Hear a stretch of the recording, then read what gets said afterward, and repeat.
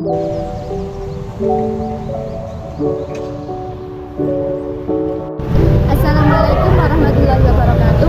Kami dari kelompok 7 akan mempresentasikan materi tentang kurikulum pendidikan Islam. Selamat menyaksikan. Assalamualaikum warahmatullahi wabarakatuh. Perkenalkan, nama saya Dinda Salsabila, NIM 202210109. Perkenalkan, nama saya Latifah Sriwijaya, NIM 2022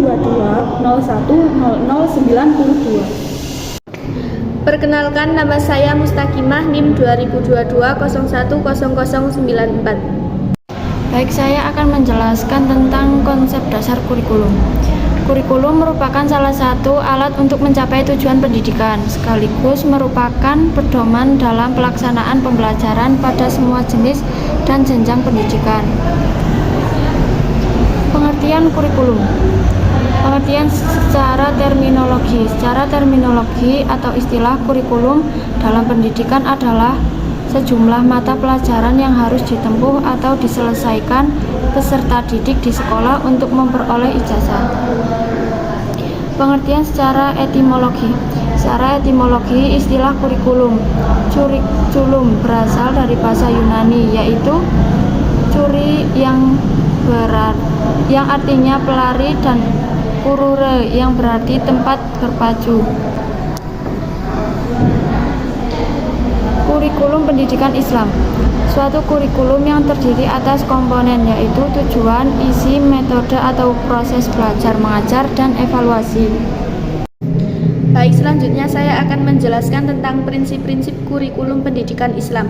Menurut Mujib, prinsip-prinsip kurikulum pendidikan Islam ada 12, yaitu yang pertama, prinsip yang berorientasi pada tujuan, 2. Prinsip relevansi, 3. Prinsip efisiensi dan efektivitas, 4. Prinsip fleksibilitas program, 5. Prinsip integritas, 6. Prinsip kontinuitas, 7. Prinsip sinkronisme, 8. Prinsip objektivitas, 9. Prinsip demokratis, 10. Prinsip analisis kegiatan, 11. Prinsip individualisasi, dan yang ke-12 prinsip pendidikan seumur hidup.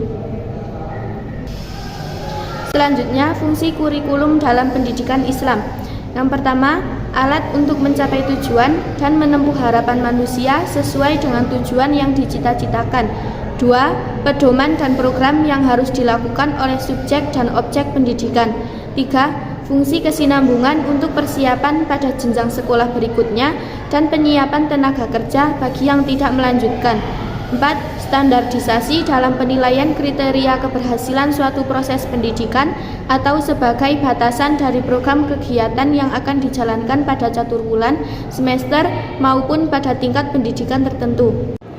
Ibnu Khaldun membagi isi kurikulum pendidikan Islam dalam 2 tingkatan, yaitu yang pertama, tingkatan pemula atau manhaj ibtidai, yang kedua, tingkat atas atau manhaj alim.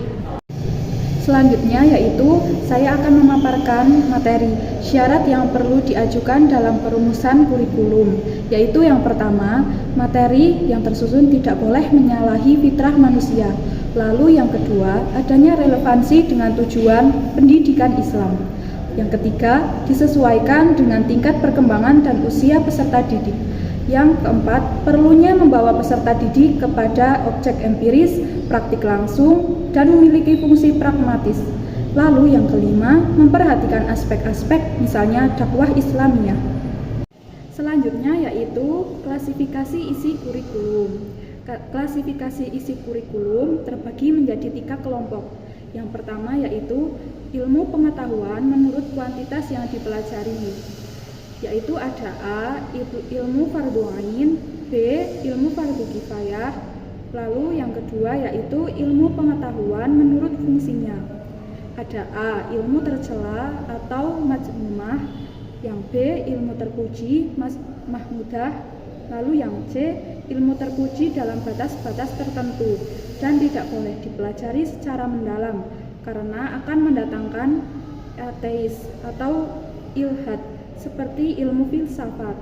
Lalu selanjutnya yaitu 3. Ilmu pengetahuan menurut sumbernya. Yang pertama yaitu ilmu syar'iyah, yaitu ilmu yang dapat dari wahyu ilahi dan sabda Nabi Shallallahu Alaihi Wasallam.